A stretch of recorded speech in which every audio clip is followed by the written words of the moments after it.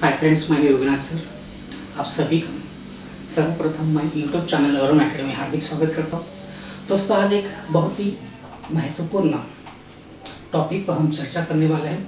आज का हमारा टॉपिक है पद परिचय। दोस्तों, पद परिचय हिंदी ग्रामर का, जैसे कि मैंने पहले ही बताया, इम्पोर्टेंट टॉपिक है। ये इम्पोर्टेंट टॉपिक अर्थात पद परिचय आप तभी कर सकते हैं जब इससे संबंधित सारे घटक या सारे घटकों की जानकारी आपको आती हो। फिलहाल हम इस टॉपिक को देखते हैं। उम्मीद है आप इससे संबंधित सारे कारकों को, घटकों को जानते हो। अगर नहीं जानते तो उनका सारांश में हम ब्यौरा देखेंगे, चर्चा करेंगे। सर्वप्रथम देखते हैं अर्थ या परिभाषा। ये भी देखने से पहले मैं थोड़ा सा पीछे मुड़कर और ये पद जो है कैसे बनता है इसकी प्रक्रिया को बताना चाहूँगा। तो पद बनने से पहले वाक्य में प्रयुक्त होने वाला कोई भी पद तभी पद बनता है जब उसके पूर्व वह शब्द होता है। अर्थात जब तक कोई शब्द स्वतंत्र होता है या शब्दकोश में उसकी स्थिति होती है तब तक वह शब्द कहलाता है। जब यही शब्द किसी वाक्य में प्रयुक्त होता है, यूज होता है, उपयोग किया जाता है तो पद कहलाता है। राइट? तो पद हो गया। अब पद का परिचय अर्थात दोनों शब्दों की व्याख्या या परिभाषा इस प्रकार दी जाती है कि वाक्य में प्रयुक्त होने वाला शब्द पद कहलाता है और इन्हीं पदों का जो भी शब्द वाक्य में प्रयुक्त होते सब पद कहलाते हैं। इन्हीं पदों का परिचय देना, उनकी स्थिति बताना, जैसे लिंग, वचन, कारक आदि संबंधित चर्चा करना या आदि संबंधित जानकारी देना, अन्य पदों से उनका आपसी संबंध बताना पद परिचय कहलाता है। मैं एक बार फिर से दोहराता हूँ। पद परिचय यानी वाक्य में प्रयुक्त पदों की स्थिति बताना, उनके लिंग, वचन, कारक आदि की जानकारी देना, उनके अन्य पदों के साथ आपसी संबंध को दिखाना। दूसरे शब्दों में कहें तो वाक्य में प्रयुक्त होने वाले या वाक्य के अंतर्गत प्रयुक्त किए जाने वाले शब्दों की, हर एक पदों की जो भी भूमिका होती है, स्थिति के अनुसार, स्थान के अनुसार, उस भूमिका को बताना ही पद परिचय कहलाता है। ठीक है दोस्तों, पद परिचय के लिए पदों के निम्नलिखित पहलुओं की जानकारी देनी अपेक्षित होती है। दोस्तों, थोड़ा सा मैं विस्तार से जानना चाहूँगा ताकि ये टॉपिक को देखने से पहले इसकी संकल्पना क्या है इसके बारे में हमें थोड़ा और ज़्यादा पता चले। जैसे कि हम किसी भी जगह पर जाते हैं तो खुद को इंट्रोड्यूस करते हैं, खुद की जानकारी बताते हैं। जैसे कि मैं अमुक फलाना व्यक्ति हूँ, मैं अमुक स्थान से आया हूँ, मेरे अपने परिवार में इतने सदस्य हैं, या मैं अपने 2 भाई तथा बहनों के साथ रहता हूँ, मेरे साथ मेरे मम्मी पापा रहते हैं, मैंने ग्रेजुएट किया है या मैंने अमुक डिप्लोमा किया है, मुझे इतने साल का अनुभव है और अब मैं अमुक नौकरी की तलाश में हूँ। तो इस प्रकार की स्थिति हम अपने बारे में बताते हैं, अपना परिचय देते हैं। इसी प्रकार वाक्य में प्रयुक्त होने वाले पदों का परिचय देना पद परिचय है। फॉर एग्जाम्पल, एक उदाहरण, 2-4 उदाहरणों से ये स्थिति और भी प्रकट होगी। जैसे कुछ लोग रास्ते से गुजर रहे थे, राइट? उनके पास कुछ फल थे तथा कुछ अनाज। उनमें से बच्चे कुछ मुस्कुरा रहे थे तो बूढ़े कुछ हाँफ रहे थे। इन 4-5 वाक्यों में मैंने एक ही शब्द कई बार रिपीट किया, जैसे कि कुछ, राइट? यही कुछ सभी वाक्य में, लगभग सभी प्रकार के वाक्यों में लगभग मैंने यूज किया, परंतु हर वाक्य में उसकी स्थिति अलग है। जैसे कुछ लोग, यहाँ पर वह अनिश्चित संख्यावाचक विशेषण है, जबकि कुछ फल यहाँ पर अनिश्चित संख्यावाचक दोबारा दोहराएगा। तो कुछ अनाज यानी अनिश्चित परिमाणवाचक विशेषण की जानकारी हमें मिलती है। बच्चे कुछ मुस्कुरा रहे थे या मुस्कुराना कितना तो कुछ, तो यहाँ मुस्कुरा रहे थे, इस क्रिया की विशेषता बताने के कारण, क्रिया के परिमाण की विशेषता बताने के कारण वहां यहाँ पर कुछ यह शब्द परिमाणवाचक विशेषण कहलाया। बूढ़े कुछ हाँप रहे थे, यहाँ पर भी हाँपना की रीति की विशेषता बताई गई, वापस रीतिवाचक क्रिया विशेषण। कहने का तात्पर्य ये कि यही है कि एक ही शब्द जब अलग अलग वाक्यों में अपने अलग अलग स्थिति को बरकरार रखते हुए अपनी भूमिका अदा करता है, तो इसी प्रकार हर वाक्य में प्रयुक्त शब्द अपनी अलग अलग भूमिका रखता है और इन्हीं भूमिकाओं की चर्चा हमें इस टॉपिक में करनी है। राइट? जैसे किसी महिला को हम स्त्री कहते हैं, सामाजिक संदर्भ में स्त्री का अलग अलग महत्व होता है, अलग अलग अर्थ निकलता है, जैसे पत्नी, माँ, भाई, बहन, भाभी, मामी वगैरह वगैरह। ठीक यही बात पदों के बारे में लागू होती है। तो आइए जानते हैं, पद परिचय देने के लिए किन पहलुओं की जानकारी देनी अपेक्षित है। जैसे कि पहला, संज्ञा। संज्ञा में अगर वाक्य में प्रयुक्त कोई शब्द संज्ञा है तो उसकी जानकारी किन पहलुओं के आधार पर दी जाती है। तो इस प्रकार सबसे पहले उसका भेद बताया जाता है।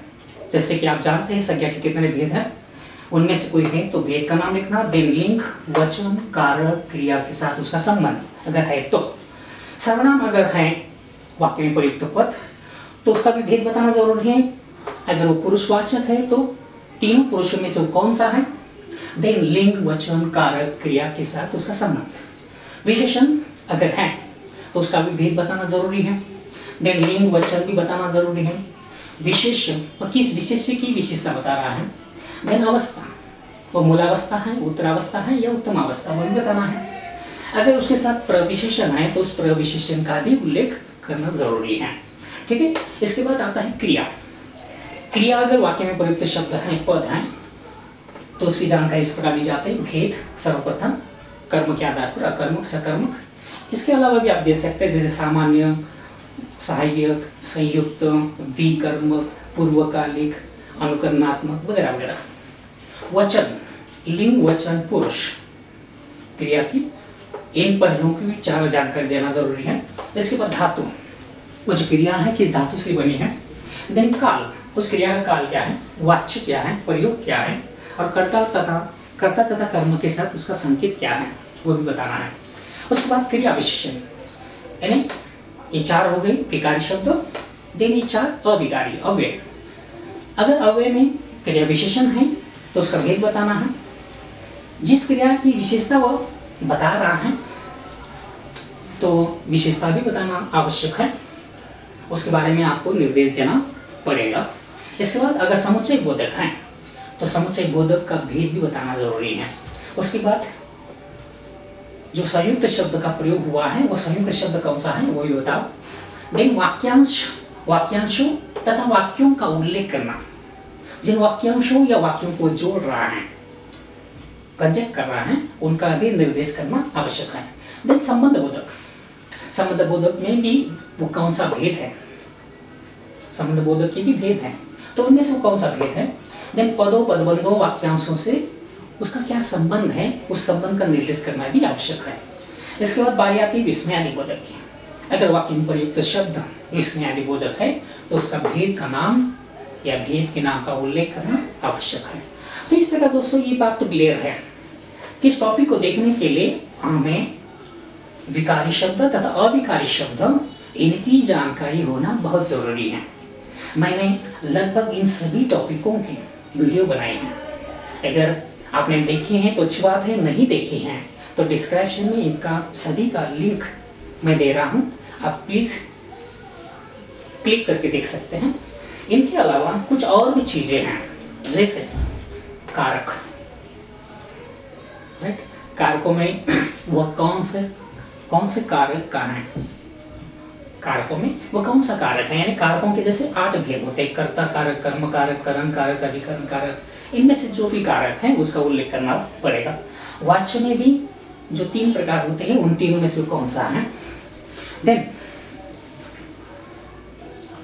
लिंग, पुल्लिंग है या स्त्रीलिंग, वचन में एक वचन है या बहुवचन, और प्रयोग में कर्तरी, कर्मणि या भावे, इन तीनों में से कौन सा है उसका भी उल्लेख करना पड़ता है। तो दोस्तों मैंने वीडियो तो बनाई है, लिंक भी दी है, आप उस लिंक को क्लिक करके देख सकते हैं। परंतु फिर भी मैं चाहता हूँ कि एक बार मोटे मोटे तौर पर हर एक की जानकारी आपको दी जाए। तो ठीक है, शुरू करते हैं। सबसे पहले संज्ञा, राइट। संज्ञा के जैसे कि 3 मुख्य भेद हैं, परंतु अंग्रेजी प्रभाव के कारण कुछ लोग इनमें 2 और जोड़ देते हैं, जिसके कारण हमारे संज्ञाओं के भेद 5 बन जाते हैं। सर्वप्रथम संज्ञा किसे कहते हैं? तो किसी व्यक्ति, वस्तु, स्थान, पदार्थ या प्राणी के नाम को हम संज्ञा कहते हैं, राइट। इनमें पहला आता है जातिवाचक। किसी व्यक्ति, वस्तु, स्थान, पदार्थ या प्राणी के जाति का बोध कराने वाला शब्द जातिवाचक संज्ञा कहलाता है। जैसे हाथी, कुत्ता, पर्वत, गांव, शहर, नगर, ये क्या है? अपने अपने जाति का बोध कराने वाले शब्द है, इसलिए जातिवाचक। व्यक्तिवाचक, अगर उन्हीं जातिवाचक शब्दों को हम पर्टिकुलर नाम दें, विशेष नाम से उल्लेखित करें, तो क्या बन जाएगा? व्यक्तिवाचक। जैसे अगर व्यक्ति जातिवाचक है, लड़का जातिवाचक है, उसको हम नाम दें सोहन, मोहन, करण वगैरह, तो क्या हो जाएगा? व्यक्तिवाचक, राइट। तो किसी व्यक्ति, वस्तु, स्थान, विशेष का नाम ही व्यक्तिवाचक संज्ञा कहलाती है। तीसरा भाववाचक, भावनाओं का बोध कराने वाला शब्द, भावनाओं की जानकारी देने वाला या बोध कराने वाला शब्द भाववाचक संज्ञा कहलाता है। कुछ ऐसी बात जिसे हम स्पर्श नहीं कर सकते हैं परंतु महसूस कर सकते हैं, ऐसे चीजों के नामों को भाववाचक संज्ञा कहते हैं। जैसे सुख दुख, प्रसन्नता, ये क्या है? भाववाचक संज्ञा है। इनमें दशा, स्थिति, इनका भी उल्लेख होता है। जैसे बुढ़ापा, हम भाववाचक की चर्चा कर रहे थे दोस्तों, सॉरी द्रव्यवाचक की चर्चा कर रहे थे, भाववाचक हो गया था।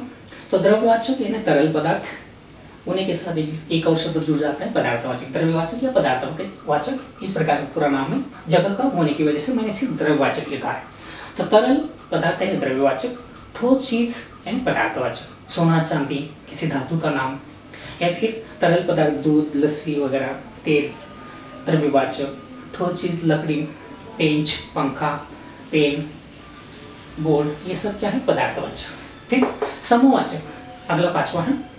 समूह का मतलब जमाव या समुदाय, जैसे सेना या आर्मी, भीड़, बाजार, ये सब क्या है? जमाव या समुदाय का बोध कराते हैं, इसलिए समूहवाचक संज्ञा है। ठीक है दोस्तों, तो इस प्रकार हमने यहाँ संज्ञा के बारे में जानकारी देखी। अब देखते हैं सर्वनाम। सर्वनाम ये भी विकारी शब्द है। संज्ञा, सर्वनाम, विशेषण और क्रिया, ये चारों जो है विकारी शब्द है। विकारी क्यों है? क्योंकि इनमें लिंग वचन पुरुष के आधार पर बदलाव होता है, विकार आता है, इसलिए विकारी कहलाते हैं। तो सर्वनाम में सर्वप्रथम आता है पुरुषवाचक। सबसे पहले हम जानते हैं सर्वनाम किसे कहते हैं। सर्वनाम का मतलब होता है संज्ञा के स्थान पर प्रयुक्त होने वाला शब्द, संज्ञा की जगह उपयोग किया जाने वाला शब्द सर्वनाम कहलाता है। पहला भेद होता है पुरुषवाचक, अर्थात जो शब्द किसी पुरुष के लिए प्रयोग किया जाए, जो शब्द किसी पुरुष के लिए प्रयोग किया जाए। इनमें 3 भेद होते हैं पुरुषवाचक सर्वनाम में, उत्तम पुरुष, मध्यम पुरुष और अन्य पुरुष। इस अंग्रेजी में कहते हैं first person pronoun, second person pronoun and third person pronoun. उत्तम पुरुष में बोलने वाले व्यक्ति के नाम के बदले आने वाले शब्द, जैसे मैं, मेरा, हमारा, हमारी, हमारे। मध्यम पुरुष यानी सुनने वाले व्यक्ति के नाम के बदले या पढ़ने वाले व्यक्ति के नाम के बदले आने वाले शब्द, जैसे तू, तुम, तुम्हारा, आपका, आपकी, आपके। अन्य पुरुष यानी थर्ड पर्सन, बोलने वाला या सुनने वाले के व्यतिरिक्त जिस किसी व्यक्ति के नाम के बदले हम जो शब्द प्रयुक्त करते हैं उन्हें अन्य पुरुषवाचक सर्वनाम कहते हैं। जैसे वह अब तक क्यों नहीं आया, उसे अब तक आ जाना चाहिए था, वह, उसे, उनका, उनकी, उनके, उसके, ये सब क्या है? अन्य पुरुषवाचक। ठीक है दोस्तों, इस प्रकार पुरुषवाचक सर्वनाम हमने देखा। दूसरा व्यक्ति प्रश्नवाचक। प्रश्नवाचक यानी ऐसा शब्द जो किसी व्यक्ति या वस्तु के बारे में जानने के लिए प्रश्न पूछता हूँ। ऐसा शब्द जो किसी व्यक्ति या वस्तु के बारे में जानने के लिए प्रश्न पूछता हूँ, उसे प्रश्नवाचक सर्वनाम कहते हैं। हर किसी प्रश्न पूछने वाले शब्द को प्रश्नवाचक सर्वनाम नहीं कहते। जैसे एक उदाहरण है, मोहन दिल्ली जाएगा। अगर हमने प्रश्न इस प्रकार बनाया, क्या मोहन दिल्ली जाएगा? उत्तर आया हाँ, उत्तर आया ना। तो क्या हाँ या ना व्यक्ति या वस्तु का नाम है? नहीं। व्यक्ति या वस्तु के बारे में जानने के लिए नहीं, संज्ञा के बारे में जानने के लिए। उसका उत्तर जो प्रश्न बोधक शब्द है जिसे हम प्रश्न बना रहे हैं, उसका उत्तर संज्ञा निकलना चाहिए, यानी व्यक्ति का या वस्तु का नाम आना चाहिए। तो इस प्रकार हम यही प्रश्न इस प्रकार पूछ सकते हैं कि मोहन कहाँ जा रहा है? उत्तर आया दिल्ली, संज्ञा है। दिल्ली कौन जा रहा है? मोहन जा रहा है, उत्तर है संज्ञा। तो इस प्रकार वह प्रश्न पूछने वाला शब्द जिसका उत्तर संज्ञा है पुरुष और प्रश्नवाचक सर्वनाम कहलाता है। तीसरा है अनिश्चयवाचक। अनिश्चयवाचक सर्वनाम का मतलब ये होता है कि ऐसा सर्वनाम जो किसी व्यक्ति या वस्तु के बारे में अनिश्चित जानकारी देता है। जैसे रास्ते पर कुछ गिरा है, दरवाजे पर कोई खड़ा है। रास्ते पर कुछ गिरा है इतना पक्का है, परंतु क्या है आई डोंट नो। दरवाजे पर कोई खड़ा है यह पक्का है, डेफिनेट है, परंतु कौन है पता नहीं। इस प्रकार अनिश्चित जानकारी देने वाले व्यक्ति या वस्तु के बारे में अनिश्चित जानकारी देने वाले शब्द अनिश्चयवाचक सर्वनाम कहलाता है। उसके बाद आते हैं निश्चयवाचक, चौथा सर्वनाम। ये अनिश्चय के बिल्कुल विपरीत होता है। जो शब्द व्यक्ति या वस्तु के बारे में निश्चित जानकारी देता हूँ निश्चयवाचक सर्वनाम कहलाता है। जैसे ये घर मेरा था, मैंने बेच दिया। यह घर, ये जो घर के बारे में निश्चित जानकारी दे रहा है, यह शब्द क्या है? निश्चयवाचक सर्वनाम है। वह जो लड़का है वो मेरे मित्र का, बेटा है। तो यह वह ये क्या है? निश्चित जानकारी दे रहे हैं, इसलिए निश्चयवाचक सर्वनाम कहलाएंगे। व्यक्ति वस्तु के बारे में निश्चित जानकारी जो भी शब्द दे निश्चयवाचक सर्वनाम कहलाते हैं। अगला है पांचवा निजवाचक। निजवाचक है जब बोलने वाला व्यक्ति अपने लिए जिन शब्दों का प्रयोग करता है उन्हें निजवाचक सर्वनाम कहते हैं। जो बहुत ही निज हो, पर्सनल हो, जैसे हम बोलते समय कभी कभार कहते हैं मेरे निजी मामले में कोई दखलंदाजी करे मुझे पसंद नहीं। तो ये जो निजी है क्या है? अपने खुद का बहुत ही निजता के बारे में। सो इस प्रकार जो शब्द कर्ता अपने लिए प्रयोग करता है उन्हें निजवाचक सर्वनाम कहते हैं। जैसे ये काम मैं स्वयं करूँगा, मैं खुद चलकर जाऊँगा। स्वयं, खुद, अपने आप, ये क्या है? निजवाचक सर्वनाम है। अगला लास्ट आता है सर्वनाम का भेद संबंधवाचक।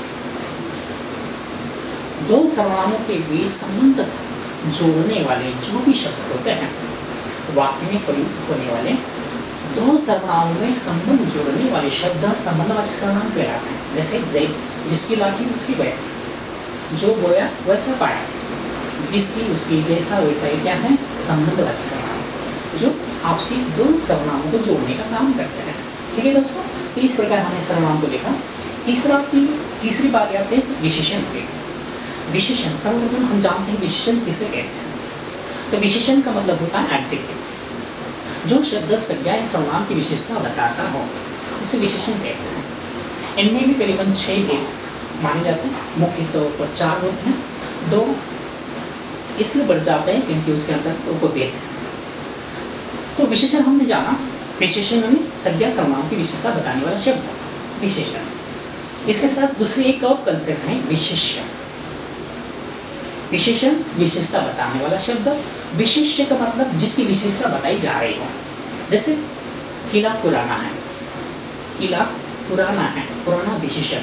कौन पुराना है? किला। तो जिसकी विशेषता बताई जाती हो उसे विशेष्य कहते हैं, और विशेषता बताने वाला जो शब्द होता है वो विशेषण कहलाता है।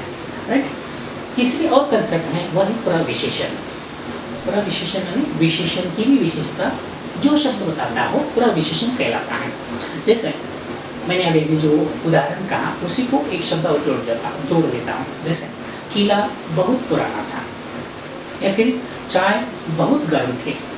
यहाँ पर विशेषण है, चाय बहुत गर्म थी, गर्म विशेषण है। क्या गर्म थी? चाय। तो चाय क्या हो गया? विशेषण। कितनी गर्म थी? बहुत गर्म थी। तो यहाँ गर्म की भी विशेषता बताने का कार्य बहुत ही शब्द कर रहा है, इसलिए बहुत क्या हो जाएगा? प्रविशेषण। दूसरा एक वाक्य, किला बहुत, किला काफी पुराना था, विशेषण, विशेषता बता रहा है। कौन पुराना था? किला। तो किला क्या हो जाएगा? विशेष्य। कितना पुराना था? काफी पुराना था। तो विशेषण की विशेषता बताने का कार्य काफी यह शब्द कर रहा है, इसलिए वो प्रविशेषण कहलाएगा। ठीक है दोस्तों, तो 3 कंसेप्ट हमने देखा विशेषण, विशेषण, विशेष्य, प्रविशेषण। चौथी एक और बात है अवस्थाएं। विशेषण के अंतर्गत अवस्थाएं होती हैं। जैसे कि हम किसी व्यक्ति या वस्तु की विशेषता बताते हैं, ये विशेषताएं कम अधिक तौर पर ही हो सकती हैं और इसी कम अधिक तौर पर, प्रमाण पर या मात्रा पर होने की वजह से इन्हें अवस्थाएं कहा जाता है। जैसे मीना सुंदर है, सुंदर क्या है? विशेषण। वो कौन सी अवस्था है? मूलावस्था है, मूल अवस्था है, मूल अवस्था। राइट, यही वाक्य में इस प्रकार बढ़ चढ़ कर कहूँ कि सीमा मीना से सुंदर है, तो यह दो व्यक्तियों के बीच तुलना है। राइट, अगर मैं और बड़ा चढ़ा कर कहूँ कि मीना सबसे सुंदर है, तो ये क्या हो गया? उसकी उत्तम अवस्था। जब किसी अवस्था दो व्यक्तियों के बीच तुलना के तौर पर की जाती है तो उसे उत्तरावस्था कहते हैं। मीना सीमा से सुंदर है, उत्तरावस्था होगी। जब यही वाक्य मैं इस तरह कहूँ कि मीना सबसे सुंदर है, तो क्या होगी? उत्तम अवस्था। इन तीनों वाक्यों में यानी उत्तरावस्था, उत्तम अवस्था को इस प्रकार भी कह सकते हैं। सुंदर मूलावस्था होगी, सुंदरतर उत्तरावस्था और सुंदरतम उत्तम अवस्था। तर लगा तो उत्तरा, तम लगा तो उत्तम, ये ध्यान रखना। इस प्रकार अवस्थाएं तीन प्रकार की होती है, मूलावस्था, उत्तरावस्था और उत्तम अवस्था, जो हमने देखे। अब देखते हैं विशेषण के भेद। पहला होता है गुणवाचक। किसी व्यक्ति या वस्तु के बारे में, किसी व्यक्ति या वस्तु के गुण दोषों के बारे में, आकार प्रकार के बारे में विशेषता बताने वाला शब्द गुणवाचक विशेषण कहलाता है। राइट, जैसे मोटा पहलवान जीत हो गया, पहलवान संज्ञा है। राइट, कैसा है वो? मोटा है। तो ये आकार प्रकार की विशेषता होगी, इसलिए गुणवाचक। ये स्थान विशेष की विशेषता बताता हो तो भी उसे गुणवाचक विशेषण कहते हैं। मिर्च बहुत तीखी है, तीखी उसका दोष है या गुण है, गुणवाचक। चाय बहुत मीठी है, मीठी, गुणवाचक। तो इस प्रकार गुणवाचक के अंतर्गत गुण दोष, आकार प्रकार या स्थिति विशेष के बारे में विशेषता बताने का कार्य किया जाता है, वो गुणवाचक विशेषण कहलाता है। दूसरा होता है संख्यावाचक। जब किसी व्यक्ति या वस्तु की संख्या के बारे में विशेषता बताई जाए या बताने का कार्य जो शब्द करते हैं, मैं दोबारा दोहराता हूँ, किसी व्यक्ति या वस्तु के बारे में किसी व्यक्ति या वस्तु की संख्याओं के बारे में विशेषता बताने वाले शब्द संख्यावाचक विशेषण कहलाते हैं। फॉर एग्जाम्पल, कक्षा में 4 छात्र बैठे हैं। यहाँ छात्र क्या है? व्यक्ति है। कितने हैं? 4 हैं। इस प्रकार व्यक्तियों की संख्याओं के बारे में विशेषता बता रहे हैं 4 शब्द, इसलिए वो क्या है? संख्यावाचक विशेषण। इसके अंतर्गत भी दो भेद किए जाते हैं, अनिश्चित और निश्चित। अनिश्चित में ऐसे शब्द जो किसी व्यक्ति या वस्तु के बारे में अनिश्चित संख्या की जानकारी देते हैं। जैसे रास्ते से कुछ लोग जा रहे थे, कुछ, ये क्या है? अनिश्चित शब्द है, परंतु संख्या का, अनिश्चित संख्या का बोध करा। हाँ, तो दोस्तों हम लोग विशेषण देख रहे थे। विशेषण में अनिश्चित और निश्चित संख्यावाचक, इसके 2 प्रभेदों के साथ संख्यावाचक विशेषण देखा था। अनिश्चित में व्यक्ति या वस्तु के अनिश्चित संख्या की जानकारी दी जाती है, जैसे कुछ, रास्ते पर कुछ गिरा है, दरवाजे पर कोई खड़ा है। कुछ गिरा है, कौन क्या है? I don't know. कोई खटखटा रहा है दरवाजा, या कोई दरवाजे पर है, कौन है पता नहीं, परंतु कोई तो है। राइट, निश्चित परिमाणवाचक, निश्चित संख्यावाचक, जैसे कक्षा में 10 छात्र बैठे हैं, मेरे पास 4 किताबें हैं, या फिर उसका कक्षा में प्रथम क्रमांक आया, एक प्रथम 10 या 4, ये क्या है? निश्चित संख्या की जानकारी देते हैं, संख्या विषय ज्ञान कराते हैं, इसलिए निश्चित संख्यावाचक विशेषण कहलाएगा 4, 10 या प्रथम। अगला तीसरा भेद होता है विशेषण का परिमाणवाचक। परिमाण यानी नापतोल, मात्रा। जो शब्द किसी व्यक्ति या वस्तु के बारे में नापतोल की जानकारी देता हूं, उसे परिमाणवाचक विशेषण कहते हैं। इसके भी 2 भेद किए जाते हैं, अनिश्चित परिमाणवाचक और निश्चित परिमाणवाचक। अनिश्चित, जैसे तुम थोड़ा कम बोला करो, इस वाक्य में कम जो है क्या है, बोलने की मात्रा दिखा रहा है, राइट। या फिर आप इतना काम क्यों करती हो, इतना, मुझे बहुत भूख लगी है, बहुत, ये क्या है, परिमाण की जानकारी देने वाले शब्द है। परंतु कितने, निश्चित नहीं, बहुत भूख लगी है, इतने इतने, आई डोंट नो, इतना काम क्यों करते हो, कितना, इतना, इतना मतलब कितना, पक्का नहीं। तो इस प्रकार परिमाण की अनिश्चित जानकारी देने वाले शब्द अनिश्चित परिमाणवाचक विशेषण कहलाते हैं। अगला इसी के अंतर्गत दूसरा भेद होता है निश्चित परिमाणवाचक, जो अनिश्चित के बिल्कुल विपरीत होता है। जैसे मैं हर रोज सुबह 2 किलोमीटर दौड़ता हूँ। ये 2 किलोमीटर जो है परिमाण की निश्चित जानकारी देने का कार्य कर रहा है, इसलिए निश्चित परिमाणवाचक, राइट। या मैं बाजार से 2 किलो गेहूँ खरीद लाया, 2 किलो, 2 लीटर दूध ले आना, 2 लीटर, मेरी शर्ट 2 मीटर कपड़े से बनती, 2 मीटर, लीटर मीटर, ये साथ में 2 जोड़ दे, 4 जोड़ दे, क्या हो गया, निश्चित परिमाण हो गया। तो इस प्रकार निश्चित परिमाण की जानकारी देने वाले शब्द और निश्चित परिमाणवाचक विशेषण कहलाते हैं। आखिरी जो है विशेषण का चौथा मुख्य भेद वह है परिमाणवाचक, सार्वनामिक विशेषण, इसी को संकेतवाचक विशेषण भी कहते हैं। यह सर्वनाम शब्द से बना, अर्थात इसकी परिभाषा या अर्थ दिया जाए तो इस प्रकार, ऐसे सर्वनाम शब्द जो सर्वनाम होते हुए भी विशेषण का कार्य करते हों, वे सार्वनामिक विशेषण या संकेतवाचक विशेषण कहलाते हैं। वो ऑलरेडी होते सर्वनाम, परंतु कार्य करते हैं किसी संज्ञा की विशेषता दिखाने का कार्य, किसी संज्ञा की ओर संकेत करने का कार्य करते हैं, इसलिए वे संकेतवाचक या सार्वनामिक विशेषण कहलाते हैं। फॉर एग्जाम्पल, कौन सा घर बिकाऊ है, कौन सा ऑलरेडी प्रश्नवाचक सर्वनाम है, परंतु वह घर से पहले आकर, इसकी विशेषता होती है कि किसी संज्ञा से पहले आकर उस संज्ञा की विशेषता बताता है या उस संज्ञा की ओर संकेत करता है। तो यहाँ इस वाक्य में कौन सा घर बिकाऊ है, कौन सा ऑलरेडी प्रश्नवाचक है, परंतु बाद में आए घर की विशेषता बता रहा है, संकेत कर रहा है, इसलिए वो क्या है, सार्वनामिक विशेषण या संकेतवाचक।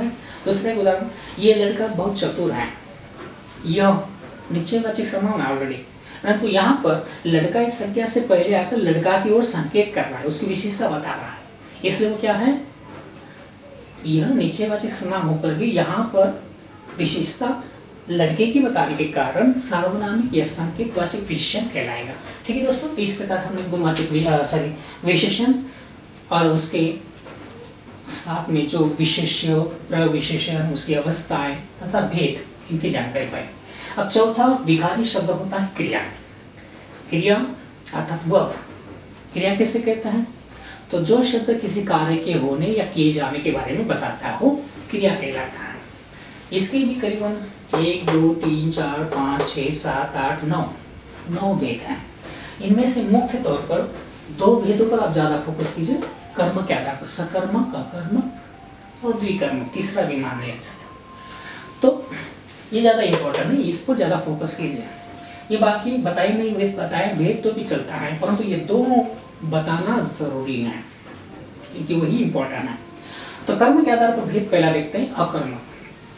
फॉर एग्जाम्पल, लड़का हंसता है, बच्चा रोता है, पंछी उड़ता है, ये 3 उदाहरण है।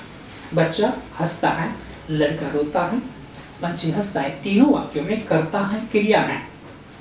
बच्चा रोता है, लड़का हंसता है, करता है, क्रिया है, या पंछी उड़ता है, उड़ते हैं, इसमें भी करता है, क्रिया है, परंतु कर्म नहीं है। इस प्रकार जो क्रिया कर्म के बिना आती है अकर्मक क्रिया कहलाती है। ओके, दूसरा सकर्मक, राइट। उदाहरण देखते हैं, देन उसका अर्थ देखते हैं।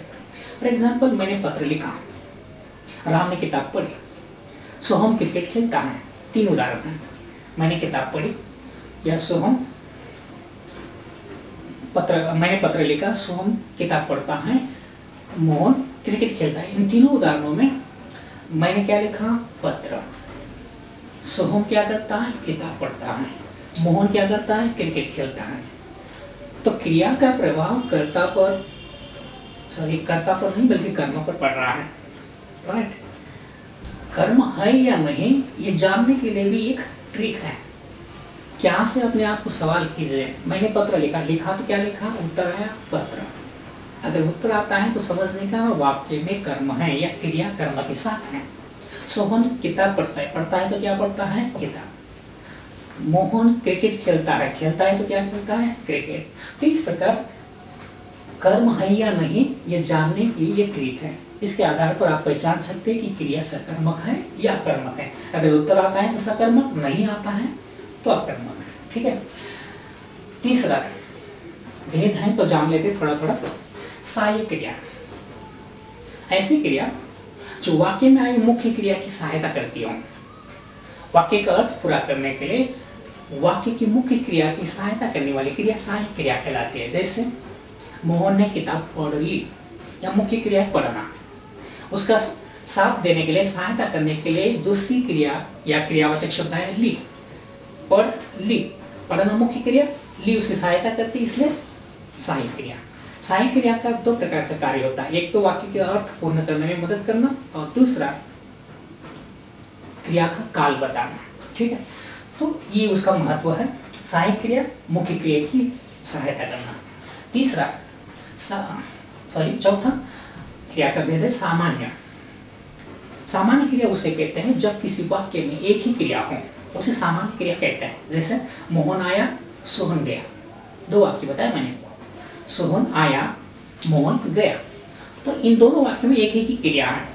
ऐसे सिंगल आने वाली क्रिया को सामान्य क्रिया कहते हैं। ठीक है। अगला है संयुक्त क्रिया। जब किसी वाक्य में कोई क्रिया मिलजुल कर आती हो तो उसे संयुक्त क्रिया कहते हैं। जैसे मैंने खाना खा लिया, यात्री पानी पीकर चल पड़ा, खा लिया चल पड़ा, दो दो मिलकर आई हैं। तो इस प्रकार मिलजुल कर आने वाली क्रिया संयुक्त क्रिया कहलाती है। अगला है विकर्मक, वी यानी दो। जिस वाक्य में क्रिया दो कर्मों के साथ हो उसे विकर्मक क्रिया कहते हैं। जैसे फॉर एग्जाम्पल, भगवान ने भक्त को वरदान दिया, या भगवान क्या है, करता है, दिया क्या है, क्रिया है, किसको क्या दिया, भक्त को वरदान दिया। तो पहला कर्म है भक्त, दूसरा वरदान, ये दो कर्म हैं। इसमें एक निर्जीव कर्म होता है और एक सजीव होता है। जो निर्जीव कर्म होता है वो मुख्य होता है और सजीव गौण कर्म होता है।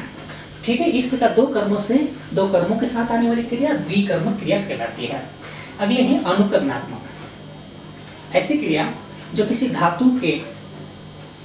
धातु से बनती हो। ऐसी क्रिया जो किसी धातु के अनुकरण से बनती हो उसे अनुकरणात्मक क्रिया कहते हैं। जैसे हिन हिन, हिन हिन इस धातु के अनुकरण से बनने वाली क्रिया, जैसे हिन हिना। खटखट, ये धातुवान, इस खटखट से या खटखट के अनुकरण से क्रिया जब बनती है खटखटाना, तो क्या कहलाएगी, अनुकरणात्मक क्रिया। तो इस प्रकार धातु के अनुकरण से बनने वाली क्रिया अनुकरणात्मक क्रिया कहलाती है। अगला है प्रेरणार्थक। प्रेरणार्थक क्रिया यानी वह क्रिया जिसमें कर्ता स्वयं कार्य न कर किसी और को कार्य करने के लिए प्रेरित करता है, ऐसे क्रिया को प्रेरणार्थक क्रिया कहा जाता है। एक ध्यान रखना कि कर्ता जो भी होता है, सब्जेक्ट को स्वयं कार्य नहीं करता बल्कि कार्य करने के लिए किसी और को प्रेरित करता है। जैसे मालिक ने नौकर से घर साफ करवाया, या मालिक ने नौकर से बगीचे को पानी पिलाया। यहाँ पर मालिक जो है करता है वह स्वयं कार्य नहीं कर रहा है बल्कि नौकर को करने के लिए प्रेरित कर रहा है। इस प्रकार की क्रिया को प्रेरणार्थक क्रिया कहते हैं। उसमें भी और भी भेद है, वो आप जानते होंगे। अगला आखिरी है क्रिया का भेद, वह पूर्वकालिक। मुख्य क्रिया से पहले वाक्य में आने वाली क्रिया पूर्वकालिक क्रिया कहते हैं। मैं दोबारा दोहराता हूँ, वाक्य में आने वाली मुख्य क्रिया से पहले जो भी क्रिया होती है उसे पूर्वकालिक क्रिया कहते हैं। जैसे मैं खाना खाकर मंदिर दर्शन करने चला गया, या खाकर जो है चला गया, इस मुख्य क्रिया से पहले आई है, इसलिए वो क्या कहलाएगी, पूर्वकालिक क्रिया। ठीक है दोस्तों। तो इस प्रकार यहाँ हमने विकारी शब्द, संज्ञा, सर्वनाम, विशेषण और क्रिया उनके उपभेदों के साथ देख लिया। ये सब हम क्यों देख रहे हैं, क्योंकि ये जानना समझना बहुत जरूरी है, क्योंकि ये अगर हमको नहीं आता तो इस प्रकार के उनके भेद, लिंग, वचन, कारक ये हम नहीं लिख सकते हैं। इनका दूसरे पदों के साथ जो संबंध है वो भी नहीं बता सकते, उनके भेद नहीं बता सकते। ये बताने के लिए या इन पहलुओं को दिखाने के लिए इनको जानना समझना जरूरी है।